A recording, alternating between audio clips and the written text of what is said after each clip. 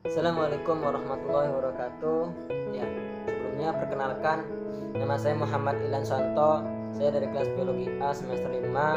Di sini saya akan mempresentasikan, memaparkan dan juga menerangkan terkait materi keanekaragaman hayati. Dan di sini juga saya akan membahas inti dari materi yang saya bahas gitu ya. Yang pertama yaitu konsep keanekaragaman tingkat gen. Yang kedua konsep keanekaragaman tingkat spesies atau jenis gitu ya. Yang ketiga konsep keanekaragaman tingkat ekosistem. Yang keempat konsep keanekaragaman flora dan fauna yang ada di Indonesia gitu ya. Yang kelima kegiatan manusia yang mempengaruhi keanekaragaman hayati. Dan yang terakhir, yang keenam, yaitu upaya pelestarian keanekaragaman hayati pada Indonesia. Ya, di dalam konsep keanekaragaman hayati ini lebih dikenal dengan istilah biodiversitas. Apa sih yang dimaksud dengan biodiversitas? Ya kan, nah, keseluruhan variasi organisme baik bentuk, penampilan, jumlah maupun sifat yang dapat ditentukan atau ditemukan pada tingkat gen, tingkat spesies, ya kan, atau ekosistem.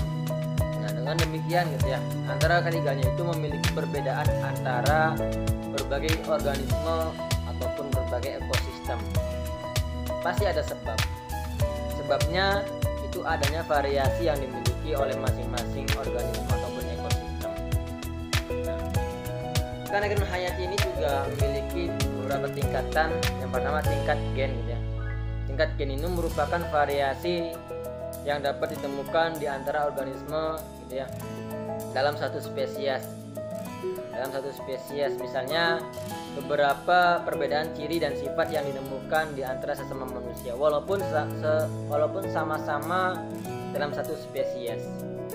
Perbedaan juga dapat di antara dua saudara kandung yang berkembar identik gitu ya, karena memiliki susunan genotip yang berbeda.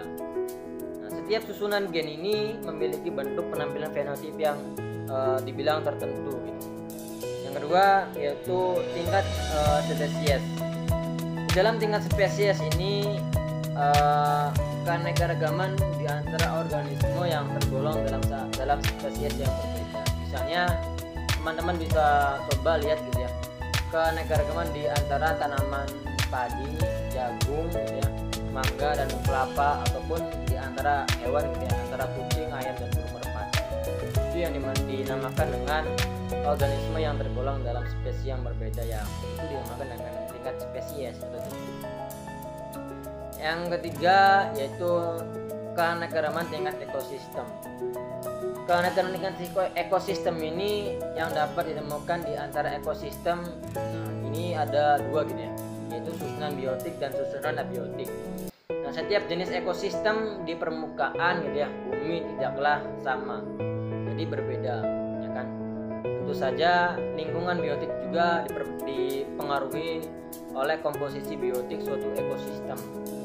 Nah, oleh karena itu teman-teman coba bisa bayangkan gitu, ada dua wilayah dengan kondisi abiotik berbeda. Nah, umumnya mengandung organisme yang berbeda pula. Jadi jangan dikira ketika dua wilayah ini berbeda itu sama, tapi tentu saja mengandung nilai organisme yang berbeda. Nah, selanjutnya itu keanekaragaman hayati di Indonesia.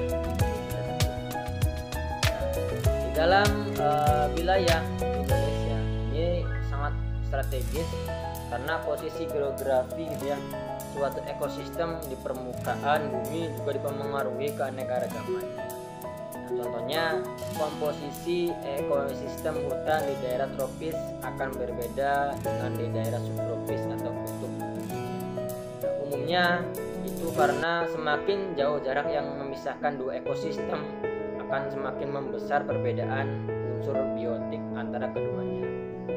Nah, jadi secara geografi, negara Indonesia terletak di antara ekuator ya, dua benua, yaitu ya benua Asia dan Australia, yaitu dua samudra juga, Pasifik dan India, serta dua wilayah geografi antara Orientalis dan Australis.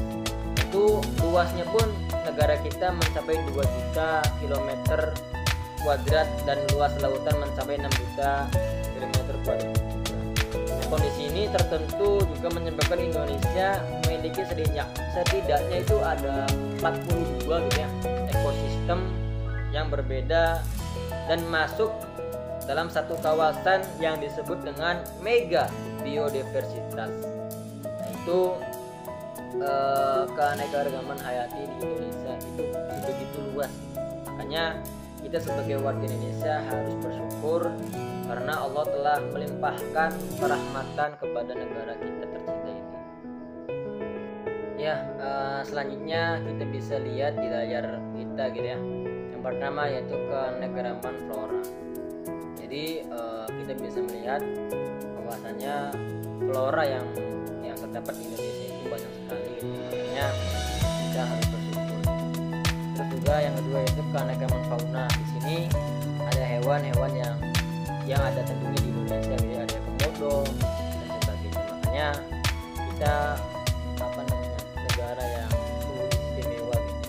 Diberikan suatu wilayah yang sangat strategis karena jarang-jarang sekali gitu. Makanya kita patut bersyukur. Selanjutnya yaitu kegiatan yang mempengaruhi keanekaragaman hayati. Yang pertama yaitu pembangunan sarana transportasi. Ini sangat penting karena wilayah hutan kita itu akan senantiasa gitu ya, makin lama transportasi itu akan berdiri. Makanya kita harus bisa mengantisipasinya gitu. Yang kedua yaitu usaha penambangan hutan. Ini banyak sekali gitu ya terjadi di berita-berita yang terkini gitu, bahwasanya manusia yang sungguh merusak hutan. Makanya kita harus bisa menjaga hutan semoga tidak ada yang hidup. Yang ketiga pemburuan liar satwa.